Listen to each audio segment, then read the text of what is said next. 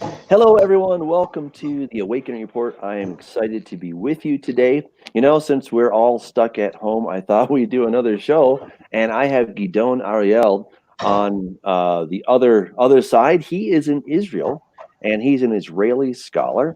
He has a organization called Root Source, and he regularly talks with uh, a lot of people that are interested in Torah, typically Christians, from what I understand, who are interested in getting a deeper understanding of the word. Now some people have said, why are you having an Orthodox Jew on your show who doesn't believe in Yeshua? Because I believe that we can learn from others, even people who don't see things exactly the same as we do. Think about it for a second. Can you think of one person who thinks exactly the same way as you? I mean, I sure can. I think of the things that I used to think 10 years ago. And I'm like, the Doug 10 years ago is different from the Doug today. I would like to think that I've learned a few things along the way. So I'm excited to have Gidon Ariel join us. Hey, Gidon, it's so great to have you on the show. Shalom, Dr. Doug. It's been a little while, and it's always glad to see you. Yeah, it's really good. You were here last July, and we were so glad that you could make it out. And we had a fun conference. You challenged us with some different ideas, and really that was part of the conference. Is that can we all get along? The idea was to be one in Messiah. That's what we were talking about. And I may have different perspectives about Messiah than you do. All right, but I believe that you have some things that I can learn. You have some insights that I may not have discovered. And as a teacher, as an expert in the rabbinic studies, you might be able to share some things with me over the last 2,000 years that some rabbis have actually discovered that I may not be aware of, and I might say, "Oh, that's pretty interesting." So, just to let everybody know, we are going to take questions. The goal is not to necessarily, I mean, not at all. We're not trying to convert anybody, but we're trying to learn from one another. That is really the goal of today's show. So again, it's great to have you on. How are things going in Israel? You also under lockdown, is that right? I believe it's called something or another in place. What is it? Sheltering in place. Yeah, shelter We in place. Okay. basically, I live in a small community just south of Hebron. Okay. We have about 80 families over here, and I usually work like this next to Okay. my computer, Okay. so I don't have to worry too much about being in quarantine because I am all my life anyhow. You're My, already my quarantined. That's cool. Yeah, that's and cool. thank God we're all healthy here in our community, Yeah. and we're looking forward to seeing what life has to bring us. The coronavirus, like all over the world, is number one topic on the news. But we also have Israeli politics over here, where we've already been through three elections for the first time in Israeli history. We've been through three elections in less than 1 year, Wow. as opposed to the United States, where you can set your clock by elections every 4 years. In Israel, we don't do elections every 4 years. We do elections whenever pretty much we feel. In principle, it's every 4 years, but in practice, it comes out less. Yeah. But this time, it's coming out much less, and Okay. we're still not sure what's going to be. But we Okay. don't have to talk about that now, and maybe we can talk about that later on in the show. Yeah, well, politics is always, we're doing religion instead of politics, so we're kind of choosing a different poison, right, as it were. But and you just finished celebrating Passover, as did we, and of course the Feast of Unleavened Bread. So we're getting back into leaven just today, so I'm pretty excited about that. But I always enjoy the time where we take a break from leaven. It makes me appreciate bread so much more. But it Mhm. also, I think, is a wonderful object lesson of how we want to get the leaven out of our lives. From your perspective, what does the Feast of Unleavened Bread have? And a follow-up question is, why do you think God told us to count the Omer? What is the point of counting the Omer? We had a show last night and we were talking about this, and somebody asked, "Why do we count the Omer?" So I'd love to get your thoughts on it. Those two questions could be related, but with your permission, I'll relate to them separately. First of all, your question is, what about the leavening? Why does God command us to remove the leavening from our lives for the week of Passover? Was that the question? Yes. That's an excellent question. I think you could relate that question to really a very fundamental question of the rationale behind the commandments. Do commandments have reason behind them? Are we required to try to understand the reasoning behind the commandments? Are we required to not understand the reasoning behind the commandments? Those are the general questions that sages have been thinking about for thousands of years. I am of the opinion, and I think that this is pretty much what most people think, that on the one hand, you shouldn't base your understanding of the commandments, or more specifically, you should not base your responsibility to follow the commandments on any specific rationale. On the other hand, any rationale that you can give, any understanding that you can give to yourself to enhance those commandments, that only makes it better for you. So as far as the removal of the leavening, the Torah tells us that we should, when the people of Israel left the bondage of Egypt, the slavery that they were in, they left very quickly. Basically, they were virtually woken up in the middle of the night by Moses and said, everybody's got to get out of here very fast. They didn't even have time to bake bread to take with them. And I think that that, as an Israeli, I think I could say that this phenomenon of never really knowing what's going to happen next is, and we just, if you remember, we just discussed this a few moments ago about with an example of elections. I think it gives a different perspective on life. When you're used to everything happening regularly, nothing really changes, then your life, you think that that's what God created you for. You think that's what the human beings were created for. But I don't think so. I think that God gave this idea to us in order to leave quickly. Don't let anything rise. Don't, if you're trying something, okay, hope that it will rise. But if it doesn't rise, you got to deal with it anyway. You got to deal with what you're dealt with.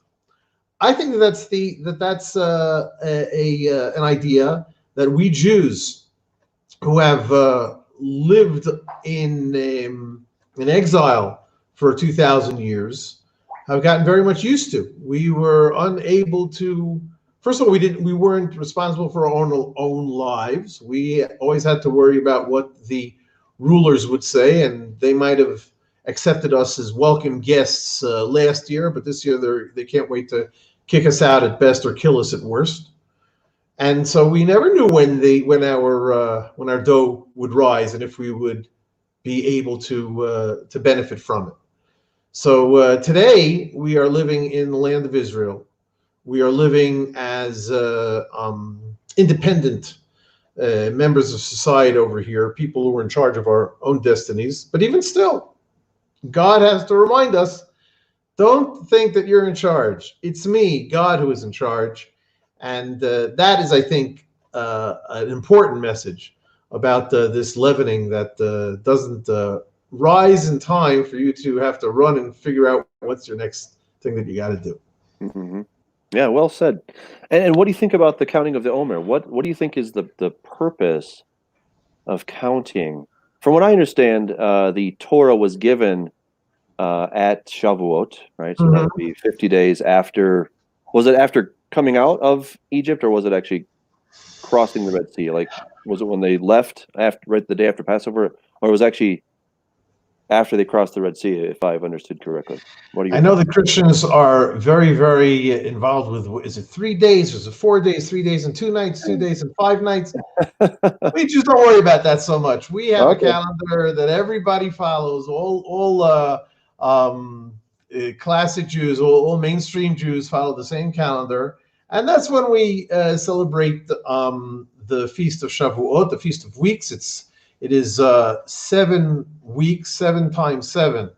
After the Bible says after the Shabbat, after the Sabbath, which is why Karaite Jews always celebrate it on a Sunday. The rabbinic Jews understand the Sabbath meaning to be the holiday, the first day of the holiday of Passover.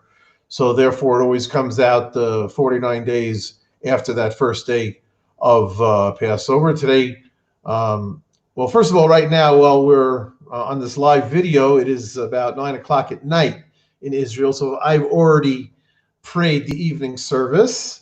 And in the evening service, we count the Omer because it's the first chance to count the Omer, because a day is from sunset to sunset. So after sunset has already happened, I can already count the Omer. So today was the 8th day of the Omer, which means that it's 1 week and 1 day, which means that if we had the Seder night, the first night of Passover was Tuesday night, so Wednesday night will, and which was today was Thursday, so Wednesday night will be the 7th day, and Thursday night was the 8th day, and that's what we counted tonight.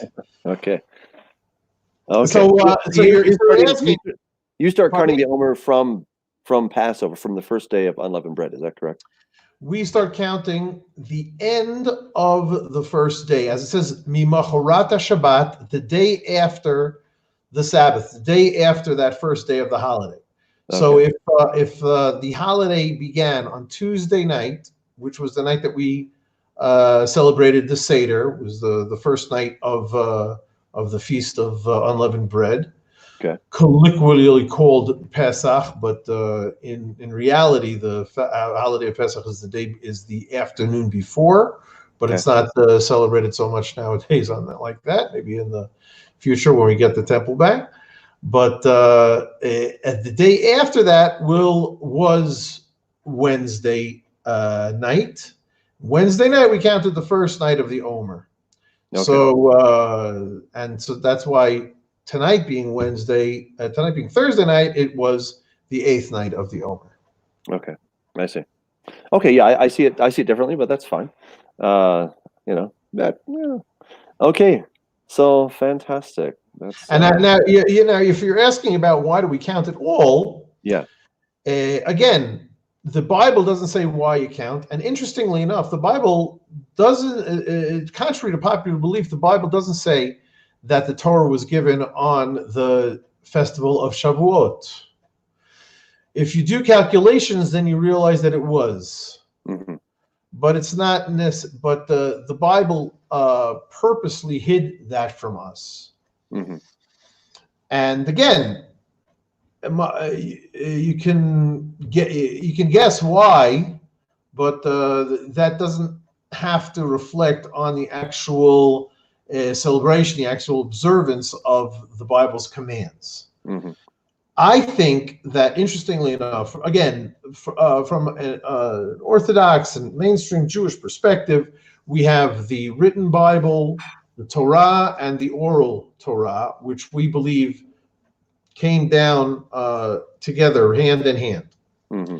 So by hiding certain things in the Bible, there are a number of very famous examples that I can remember off the top of my head where the Bible clearly is hiding things. It clearly does not mention certain things, yet it says, "As I've told you," for example, or keep the Sabbath as I have told you to keep the Sabbath. Well, where does it say how God commanded us to keep the Sabbath? It doesn't say anywhere. So that is a proof that for we Orthodox Jews, that the Bible was given to Moses, both what was written and also what he was taught orally, which he further passed down.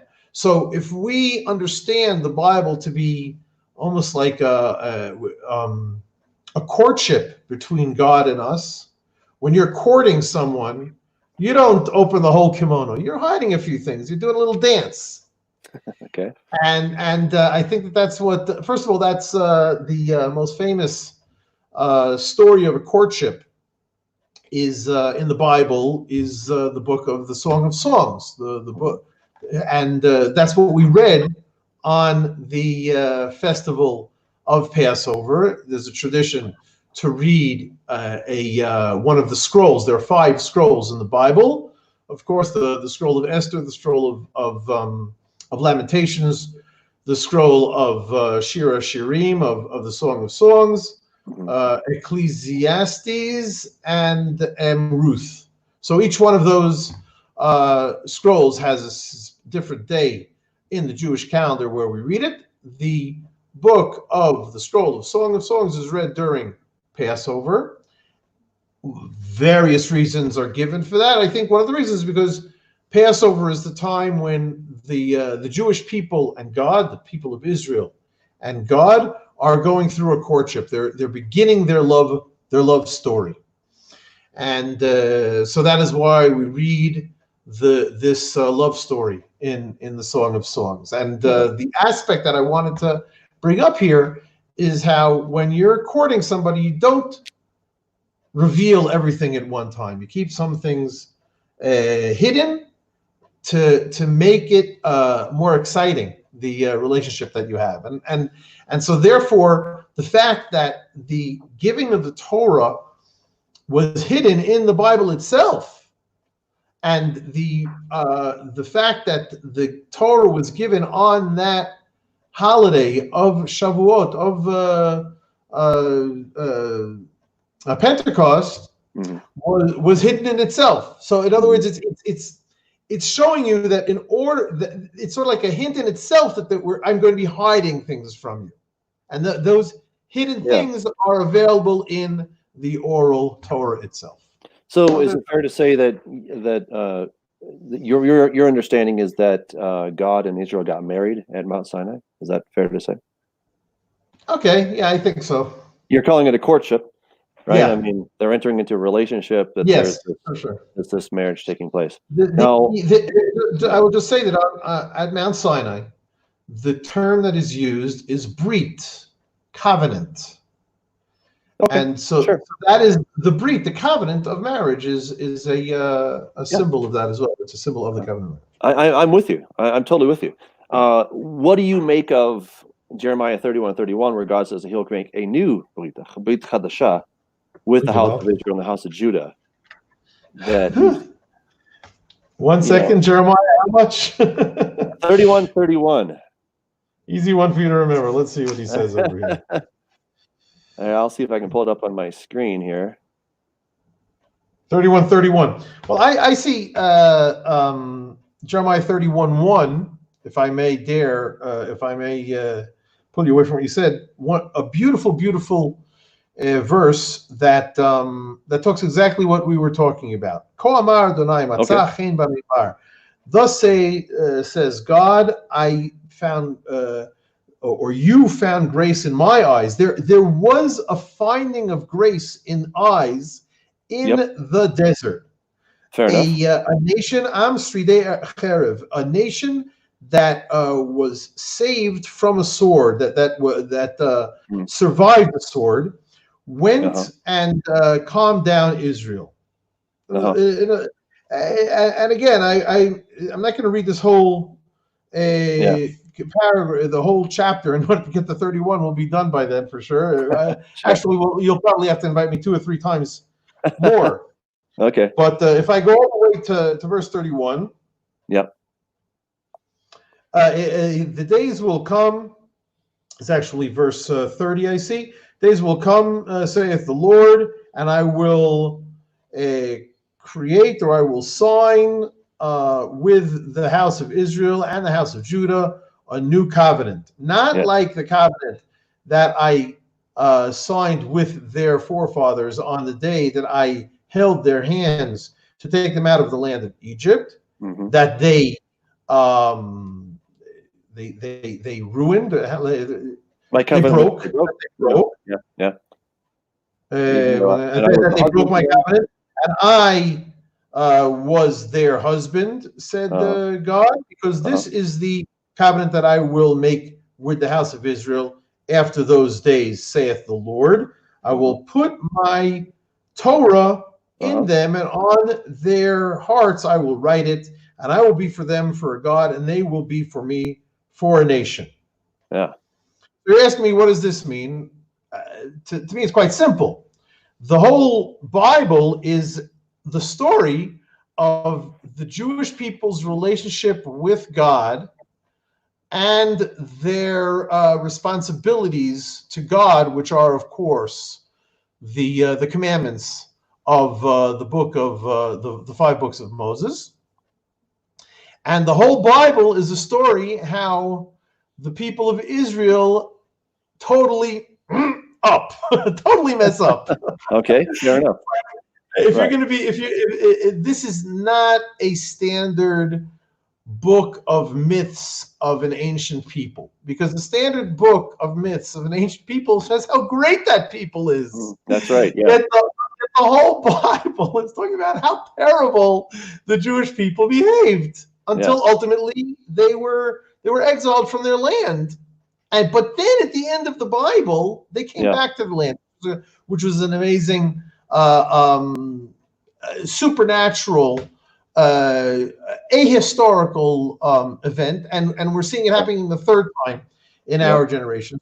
So what God is promising them is, says, listen, I know that you guys really messed up, and that's why you're being exiled. You're going to be exiled from your land. This was Jeremiah. That was in his day. That it was the exile. Yeah. But you have what to hope for, because you guys will figure out how to stop messing up, and I will accept you back then. And then that day in the future, I haven't seen it yet, that contract, that betrothal, that wedding contract, that covenant will not be written on a piece of paper or written in a book or written on a scroll. It will be written on your hearts, and that will mean that it will never again be broken. And it'll be a new covenant. Yes. Well, the newness of the covenant will be like a renewed covenant. It will be the same covenant. Okay. I see no reason. This is not maybe say, what are you talking about? Because God already said that His covenant is forever. So on one place, yes. Yeah, but he did give a certificate of divorce to the northern in Hosea, in Hosea, and in Jeremiah chapter 3. I've got it right here. In case you have it right here. Right. So in English, in the New King James, it says. 1 second. What verse? Jeremiah 3 verse 8. 1 second. And I do have it in Hebrew on the screen if you want to. Oh, no, I got it in my Tanakh right in front of me over here. Yeah. This is Jeremiah 3. Jeremiah 3. In verse, I'm sorry, you said in verse 3, Jeremiah 3 verse 8. So in verse 6, it's already saying how you, the Jewish people, the people of Israel, do you make a distinction between the house of Judah and the house of Israel? Because God seems to, Thank you for that great question.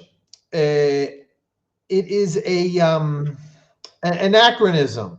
In other words, today we are Jews and we are the people of Israel, and it's identical.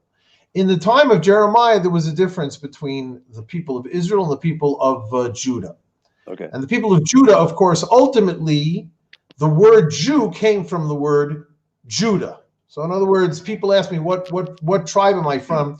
I said, I'm not sure what tribe I'm from. I do know that all of the 10 tribes of the northern kingdom were exiled. Many of those people came down, this is the way I understand it, came down to Jerusalem, the capital of Judah, and intermarried and assimilated with their cousins, the people of Judah.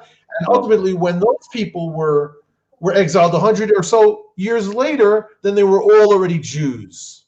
As we saw, for example, recently, a month ago or a bit more, we read the scroll of Esther, who talks about Mordecai, who is described as a man from the tribe of Benjamin, a Jew. So is he a Jew, i.e. from the tribe of Judah, or is he a Benjaminite from the tribe of Benjamin? The answer is both. He is from the tribe of Benjamin was always part of the southern kingdom of Judah, right? I mean, you did have, obviously the Levites were part of the southern kingdom for obvious reasons, right? Obviously Judah and then Benjamin, those were always part of that. Of course, Simeon kind of was in that vicinity, so they seem to have lost their distinctiveness or whatever. But you do see this really stark contrast where God says in Hosea, he says, I will no longer have mercy on the house of Israel, but I will have mercy on the house of Judah. So it's an interesting contrast that he's making this. And then in Jeremiah, he's saying that he'll make a new covenant in the days to come. So I'm just really curious because we're talking about Shavuot and we're talking about this marriage, this brit, right? Yes. This original brit that God established with the whole house of Israel, right. The whole 12 tribes. And then it clearly went sour, right? Because they were unfaithful and they committed abominations and they went after false gods. And so then God gives a certificate of divorce right there in Jeremiah. He gives this certificate of divorce to the house of Israel, not to the house of Judah, which is in my opinion very interesting. We didn't get to this. You're talking about Jeremiah 3:8? Yeah, it's there on the screen again. Just 1 second. Yeah. 1 second.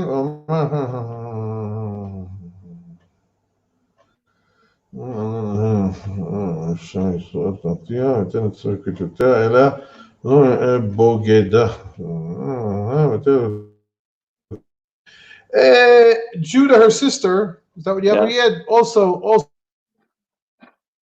Yeah. But he did give a certificate of divorce. Are we all still here? I'm here. We're all here. I don't hear you. I'm wondering if we're having technical difficulties. Check 1, 2. I'm here. Hello. From time to time, okay, you're here and I'm there. Okay. Anyway, look. I'm familiar and in love with the books of the Bible, especially the books of Jeremiah, Isaiah, Ezekiel, and there are difficult. Oh, it looks like we lost Gidon. That's a bummer. I hope Gidon can make it back because I really want to hear what he was saying. We'll have to wait and see if he can make it back. I think we're obviously having some internet issues. It looks like he might be back here. 1 second. And I'm back. All right, fantastic. Yay. Okay, good. Okay, please go on. You were saying that you love the books of Jeremiah, etc. And that's what I love. But that being said, I don't claim to be a doctorate in any of those books. And certainly the what I call the difficult passages, which you call the proof passages, are passages that I should know better in order to discuss with my Christian friends. So when I give answers to your questions, I'm not giving them based on deep and extended thought and study. I'm giving them based on the good enough answer that is good enough for me, because I've seen these verses before. I've been challenged with these verses before, but they've never been a strong enough challenge for me, or maybe I should say my weak answer is a strong enough, my weak answer to myself is a strong enough answer for me in spite of what seems to be a difficult question on your side. You're hearing what I'm saying? I think so. I'm trying to follow. So I'm just curious what you think of the Brit Chadashah. I mean, it's right there in Jeremiah. He's speaking specifically about the house of Judah and the house of Israel. So what do you make of that? I mean, what you don't have to tell me what you think. Yeah. I'm Just telling you what I think. okay, the good, good. Brit, the Brit Hadashah is basically a renewal of the as it says, the covenant that you guys broke. You guys, and we read about it all in the Bible. Sure. You broke it. Yep. God does not leave his beloved nation of Israel, whom he loves because of the merit of their forefathers Abraham, Isaac, and Jacob. Right. Right. And that is an everlasting covenant, as it says in many places in the Bible. Mm-hmm. So when this people harlotize, or whatever that English word was, then it really makes God angry, understandably, until he finally punishes this Jewish people, Right. a punishment that we have no likes of it elsewhere in the entire history of the human race. Yet You said it was anachronistic to call everybody Jewish. So we do have the house of Judah and the house of Israel. He punished them separately. I mean, in different ways. They both got their smack on the butt, but they both happened in different ways, right? Okay. Because the Jewish people came back, whereas the house of Israel went away, and according to 2 Kings chapter 17, never came back, right? So in Hosea, it says that there'll be I think Nodadim Bagoim, right? I think that's the term there. That there'll be wanderers among the Gentiles. Mm-hmm. So you have these texts that are saying that the northern kingdom really adulterized, I think is the right word there. They totally messed up. God said he would not have mercy anymore. He said that she's not my wife. He gave her a certificate of divorce. And here's the mystery that I'm trying to figure out in Jeremiah chapter 3. I don't know if you can see that. So in English, if a man divorces his wife and she goes from him and becomes another man's, may he return to her again. Would not the land be greatly polluted? But you played the harlot with many lovers. Yet return to me, says the Lord. So as I'm sure you're well familiar, this is from Deuteronomy 24, right? So if a man finds some kind of ervat davar, right, in his wife, he can send her away. And if she becomes another guy's wife and he finds something bad with her, he can send her away, but she cannot go back to the first husband. So so God is saying, come back to me, and yet he's saying you can't come back to me. So this seems to be like a divine dilemma. Wait a second. And yet he says he's gonna. Okay. God made these commandments for us, not for him. But he can't. The truth is the foundation of his throne. He can't just go willy-nilly change things around. He's not willy-nilly changing things around. He's not willy-nilly changing it around. He always has to be truthful. He always truthful, right? He doesn't change. He said, "I am the Lord; I do not change." Right? Of course. Okay, so he's not going to say something here and then he's not going to contradict it over there. But I don't see a contradiction. I think just the opposite. Okay. God, if you don't mind bringing that text back on the screen. No. This is Deuteronomy. Go back to Jeremiah, please. Okay. You all know, as it says, I'm reading verse 1 here with a little bit of added commentary, or annotations, if you will.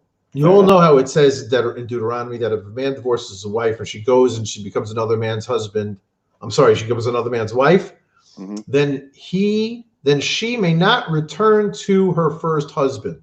Right. That would be an abomination. Yes. And that's what you guys did. Even still, I want you to return to me. Okay. In other words, my love for you is beyond my commandments to you on individual levels. If you guys do, people can do a lot of bad things. There are 613 commandments, dozens, if not hundreds of which have to do with the Avodah Zarah, with false Some gods unclean and stuff thing. like that. Okay. Sure. Yeah. And the Israelites, the Jews, whatever you want to call them, this nation didn't leave one stone unturned. Every false god they worshipped, and God was his nose smoked. He was so angry. But even still, he's saying, I cannot stop from loving you, and I will accept you when you return to me. And even though there are verses that in the simple reading of the text are difficult from that perspective, the oral law, or the rabbis in the Talmud, if you will, or in the Midrash, explain how these difficult texts come to a conclusion to remind us that the main point is that God will bring us back. And you have to understand that the Jewish people who were in the exile for 2,000 years, if they did not believe that they would come back, then they wouldn't be able to stand for a second. Yet the Jewish people did stand because they did believe that they would come back. They did believe that God loved them. They did believe that God would return them. And we in the 21st century, and even in the second half of the 20th century, are witnesses to this amazing, incredible miracle. And so now it's not a difficult question for us anymore. It would be difficult if we were still in the Holocaust, if we're still in the Crusades, if we're still in all the horrors of the exile. Mm-hmm. No, you see, God has forgotten you. Here you are to roam around in the exile. God God forbid, left you alone. But here He's brought us back to for the sake of His mighty name. So now you have to say, well, I don't understand. If God said that He has divorced you and He's not going to take you back, then why is He taking you back? Why did the Jews come back to the land of Israel? So for me, it's not a difficult question, because the true history of our 21st century is proving the understanding that we've had of the Bible all these thousands of years. Mm-hmm. So what is your perspective of when God says that He'll make atonement, like in Ezekiel chapter 16? He specifically says, hold on, let's see here. He says that He'll make atonement. Ezekiel 16? 1 second. Yeah, verse 63. It's on the screen if you can see that. Dr. Doug, a couple of days ago, it was the day before the last day of Passover. In our community, we had a community-wide Bible contest. Okay. 200 community-wide family Bible contest. 200 families out of the, I would say something like about 1,500 families in our regional council. We signed up to participate in this Bible quiz, and only 6 families participated in the Bible quiz. And they all knew it all cold. I would never be able to know so well. So cool. You're basically giving me a Bible quiz all the time over here. So Ezekiel 16, did you say? Well, you're doing well. Yeah, 1663. 1663. Yeah. Oh boy, just 1 second. Where's here it is. Actually, So God here 63. in 16, He's actually talking to Jerusalem. It's a long chapter, very long chapter. It is. I agree with it, and I can. The last verse you're saying. Yeah, and I understand how. I always want to have context. I get that. So, I'm just kind of, for the sake of time, I'm kind of cutting to the chase, if you will.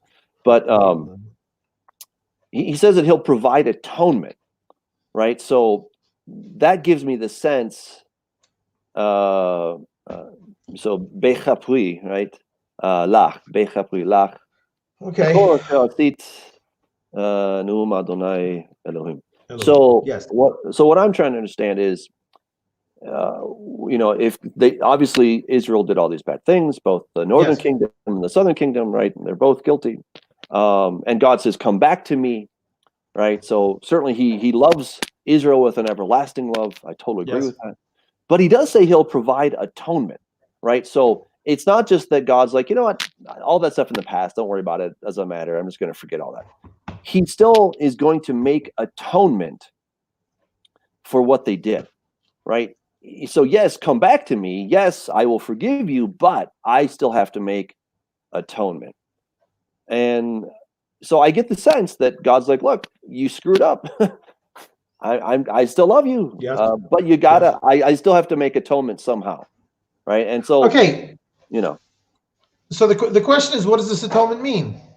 exactly. We have on the Day of Atonement, on Yom HaKippurim, we have a lot of liturgy.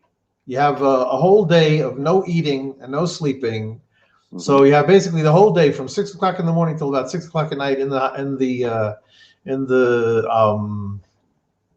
synagogue. Yep. So you have a lot of liturgy going on over there. One of the liturgies that is well known, that I'm remembering off the top of my head, Val Kulam Elo Aslichot. And on all of these, this is after reading a whole list of the sins that we all did. Al Chet, on the sin that we sinned before you in this way, and the sin that we sinned before you in that, and the sin that we sinned with our lips, the sin that we sinned with our hands. A whole litany, as they say. Al Kulam, and on all of them, Elo Aslichan, on all of them, O God of forgiveness, Slach lanu, Mechal lanu, Kaper lanu. Forgive us, forgive us, forgive us. Yes. In other words, I just translated all three of these words as the same word. They are Slach, Mechal, v'Kaper. But as far as I'm concerned, they are more or less the same. Now you're saying, no, Gidon, that you know that they're not the same, because if they were the same, we wouldn't need three words. And I have to admit, you're right. but for me, when I read this just off the cuff like this, it's not like I'm saying, he used the word. It's clear that he used the word kaper here. Yeah. Atone, which frankly, I don't really know what the word atone means at all. Okay. Because, like I said, for me, it's just it's a synonym for forgive. It means to cover, literally, to cover. It is connected to the word cover, because we have the kaporet in the Mishkan. Right. So what is it? What is the word? What is the word in English for kaporet? Covering. Really, I think that's the best word, in my opinion. So in other words, it sounds to me like you say, gosh, what could this kaporet mean? We got to give it a meaning, and well, it covers, so let's call it a covering. So if it means cover, but since we translate it as a covering, that means the word kaporet means covering. You did a little circular logic over there. I wouldn't necessarily say that kaporet means covering. I wouldn't say that it doesn't. But the way you just explained it to me, that's what came into my mind. You're trying to understand. You have the same word in Genesis, where Noah was instructed to cover the ark with pitch, and so that's the word lechaper. Hold on one second. What verse was that? I don't let it go, mister. I think it's in chapter 7, if I remember correctly. Okay, this is Noah. It must be in the beginning over there. One second. Maybe it's 6. Let's see here. Yeah, it must be in 6. Second. Okay. So let me find it. Otomi bites umichutz bekofer. Yes, you must lichbor it with kofer. So yes, it's some sort of a tar of sort, pitch it sort. Right. So yeah. So now, okay, bring that back. Bring that back. So you can't see my finger as I'm pointing to the word, but in Hebrew, in the middle of the sentence, it says v'chafarta ota mibayit b'chutz bekofer. That's right. Right. So why does the English translate it at first with cover? The word is translated as cover. The word that you have now highlighted in Hebrew. In English, it's translated as cover. Yep. While the last word, bekofer, you translate it as pitch. Well, why don't you cover? Why don't you use the same word? It's the same word in Hebrew. I know. I hear you. I'm not here to defend the New King James translation. All I'm saying is that it's true. To catch me on one foot and say, well, you see, this word means cover. I'm not saying it doesn't. I'm not saying that we can't understand it like that. Okay. But it doesn't necessarily mean that, and just the opposite. The kids are, in short, we came here from, and my finger is still here on Ezekiel 16:66. Yes. 66, 63, where he says, "And I will kofer for you." Yes. Which again, you're catching me without. I certainly I can claim I can testify that I've read this verse before, because I definitely read this whole book with a friend of mine at least once. but to catch me specifically like this, I would just say, listen, God is going to forgive us. Now, is he going to forgive us this way or that way? Leave that up to God. God will forgive us on that day. That's good enough for me at this point. Fair enough. Okay, let's pivot. I want to ask you about the Talmud. Okay. So I think there's a lot of misunderstanding about the Talmud. Now, I am not a Talmud expert. Okay, I have read select portions, quite a few of them, but I'm not an expert. Okay, but it's a huge encyclopedia. It's like many volumes of the Talmud. Yes. And the way I describe it is, you kind of have the good, the bad, the ugly. And I think when I go into a Christian bookstore, I can find the good, the bad, the ugly, right? There's some books I'm loving. They're like, these are amazing. Some I'm like, eh. And then some I'm like, how did this get into print? You know, like, what was this guy thinking? So as I've gone through the Talmud, I see that there's a discussion, there's a dialogue, there's a debate that's happening. Yes. And some people are like, no, it says this, and others are like, no, it says that. And, and they're quoting other rabbis who are they're using as authority figures. And then eventually they come up with the halacha. That's the thing by which we walk. Okay, and so that's the definitive statement of what we're going to do. So I guess, in the Talmud itself, by the way, necessarily. Often in the Talmud itself, we do not come to a complete conclusion as far as how we're supposed to behave, and that is left for later codifiers. Okay, fair enough. So just for people can understand the basis of the Talmud, it starts with a verse from the Bible. Then you have the Mishnah, which is the discussion about that verse. Then you have the Tosafot, is that correct? That are then discussing. What did I miss? The Tosafot is much later. Oh, that's much later. From the Mishnah, if you have Gemara, exactly. Yeah, thank you. Yes. Okay. So you have the Gemara, which is then kind of filling out, right? From the word Gemara, which is finished. Right? No, Gemar in Aramaic is to learn. So Talmud, ha-Talmud, the learning, and Gemara, which also means the learning in Aramaic. Okay. I didn't know that. That's good. All right. So that's another commentary on the Mishnah and perhaps on the text of the Bible. Is that fair? Okay. Then we have, I'm just trying to put this. Go for it. So far, so good. Okay, you could be the teacher now, and I'll be the student. No, let's hear what you got to say. All right, and so then we have the Tosefta, if I have understood. That comes after the Gemara. And then we have Rashi, right? And so Rashi kind of has his own... No. I'm afraid that you might be mixing up, understandably, the Tosfot and the Tosefta. Okay, thank you. The Tosefta and the Braitot are more in the the Tanaim period, the Tanaitic period, as it is Anglicized, Englishified, was about from 100 or 200 years before the Common Era till about 100, 200 years after the Common Era. For about 400 years, you call me a liar for 100 or 200 years. For a few hundred years, you had generations of scholars who were almost exclusively in the land of Israel, who studied and came up with statements that afterwards were edited and finalized by Rabbi Judah the Prince, Rabbi Yehuda Hanassi, also called Rebbe or Rabbi, and that became the Mishnah of some 64 tractates, about 4,200 teachings. Each one is called a Mishnah. The Tosefta and the Braitot are parts are teachings of that time of those hundreds of years that were not included by Rabbi Yehuda the Prince in that book called the Mishnah. So the Gemara had access to the Breitot, which means outside ones, and Toseftot, which means additional ones. I apologize that I'm not going to tell you exactly what is a Breitot, what is a Toseftot.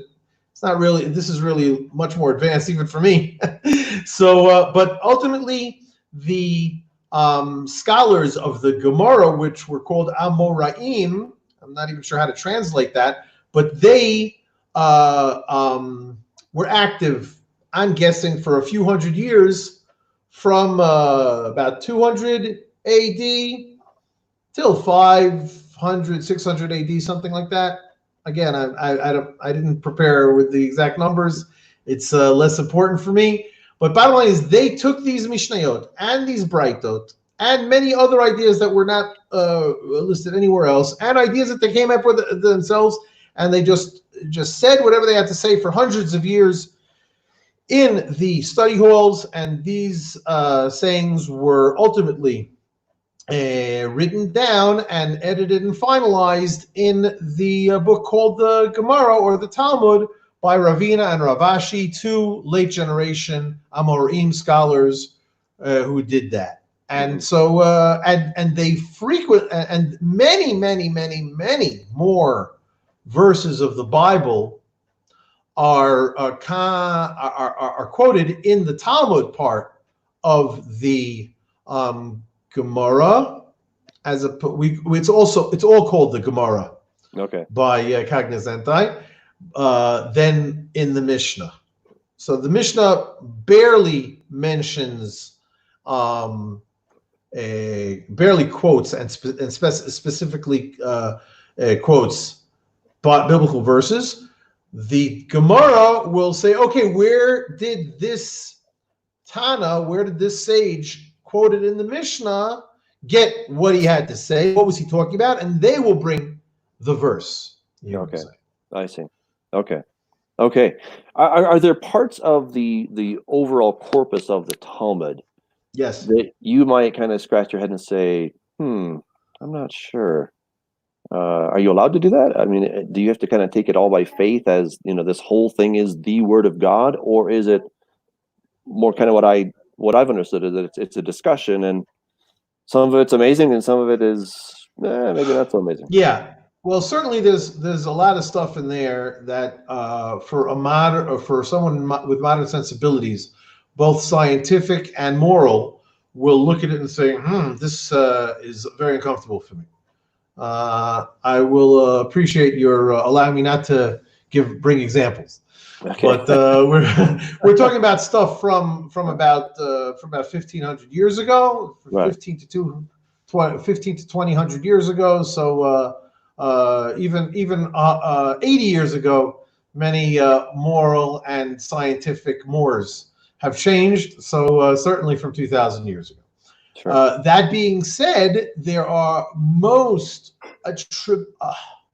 an extremely large percentage, 99.99% of the discussions and ultimately the conclusions of the Talmud are accepted today. And there are very, very few things that modern Orthodox Jews, still grapple with, or now grapple with. Okay. Off the top of my head, I would say that the most difficult issues are women's issues. In other words, the rights of women, where apologists will say that at the time, certainly of the Bible and certainly of the Talmud, the Bible and the Talmud were advanced compared to other societies, and today we're still in many ways still back there. And these are difficulties that modern rabbis in the past decades are grappling with. Some are pushing the envelope a little more, and some less. But those are the if you will say, from the halakha, because most of the halakha deals with ritual stuff. So, like, what do you care if we have to pray by 9 o'clock or by 9:30 in the morning? Those aren't issues that people are going to feel morally reprehensible. And other issues of the Talmud, there are a lot of very interesting discussions over there that you can look at as folklore that do not necessarily have legal a stamp of approval or responsibility for modern day Jews, but it's something that's ours. So we definitely again, when today we have, for the past 70, I believe, years or so, we've had a tradition of reading one page of the Talmud every day, one folio, two sides of one page. So that takes about 7 years, and many people do it nowadays. Thousands and tens of thousands of people. At first, it was a few dozen people who did it.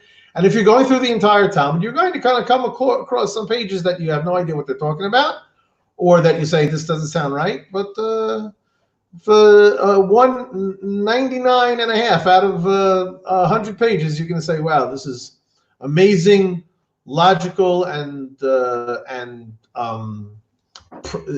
discussions that I'm proud of, because it is ours, and it is the basis. It really is the basis for modern Western legal discussions as well. Mm-hmm.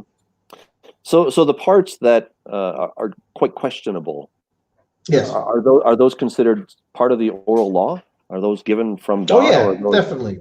So those are from God. No. Who? I'm looking at our clock over here. We have about 2 minutes, I'm afraid. but when I say oral law, I'm using, or Torah Sheba'al Peh, I'm using that same phrase for two different things. Okay. In other words, the oral law that we got together from Moses was that kind of oral law, and the oral law that is the entire Talmud is another kind of oral law. So it is definitely part of it. In other words, it's not like we don't accept this. No. We anybody who feels uncomfortable with some part of the Talmud, just rip it out like a Marx Brothers movie. No. It's all part of it. Like you said, the good, the bad, and the ugly. When we think of the good, bad, and ugly, if I'm not mistaken, that comes from a movie where there were three heroes in the play, in the movie. So it's an equal amount of good, bad, and ugly. It's not like that in the Talmud. It's 99. It's 99% good. It's 0.5% bad and 0.5% ugly. Let's put things a little bit more in perspective. Fair enough. Yeah. Right. And but yeah. So all of those parts are also part of our. I think one of the things that people, let me say this: the comments that I get from some people that I think are unfair. Yes. I think they're unfair, but they go to those passages where, supposedly Jesus is boiling in excrement or something like that. And they're like, so therefore the whole thing is bad. And I would totally agree with you that it 99.5% amazing, and you got another 0.5% or something that's a little bit questionable. Right. But the question then comes in: is it the word that was given by God, or these things that men have said, and those are comments and opinions that can be taken or rejected? I see 1 minute and 50 seconds left over here. I don't know how much time you're giving me for this answer. You gave me a yes or no answer, this or that, and the answer is neither that nor this. Okay. The relationship that we have with the Talmud, shall we say, the divine nature of the Talmud, it's very difficult for me to say yes or no. Okay. We believe that we who study the Torah and the Talmud and the Mishnah and the Rashi and the Rabbi Soloveitchik, we believe we're all part of a chain of tradition that went back to Moses on Mount Sinai when he got the Torah from God. How much of that is historically from God? How much is it from a teacher that is worthwhile, that God was waiting to reveal to that teacher in the 1st century or in the 15th century or in the 21st century? That's already a question that we deal with, And we even don't deal with it because they know it's all okay. We're just one big mishmash. It's all Torah. And it is in some way. The Talmud itself, it says in the first Psalm, I think, that he will think about his Torah all day long, or something like that. You want me to find it, or I got 20 seconds? 119, I believe. We could go a couple of minutes if you have any time. No, it's not Psalm 119. It's Psalm 1.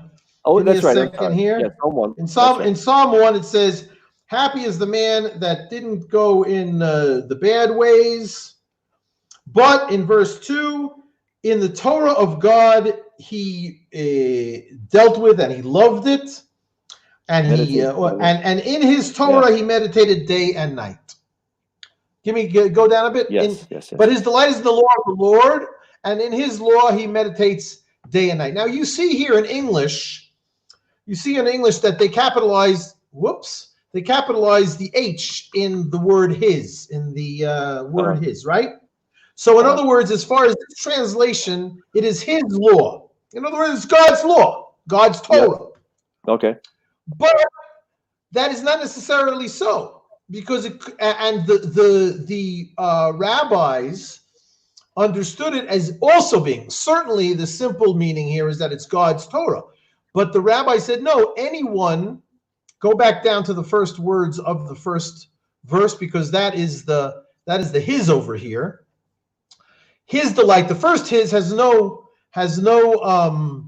not capitalized. So that is the man who walks with God, basically.